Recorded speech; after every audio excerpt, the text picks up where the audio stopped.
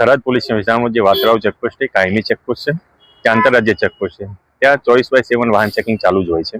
પરંતુ 31 ડિસેમ્બરને લઈને જે મહેરબાન પોલીસ અધિક્ષક સાહેબ શ્રી વાવ થરાદ ચિંતન દરિયા સાહેબની સૂચનાથી વધારાનો પોલીસ ફોર્સ ફાળવવામાં આવેલો છે અને સ્પેશિયલ 10 દિવસની ડ્રાઈવ આપવામાં આવેલી છે.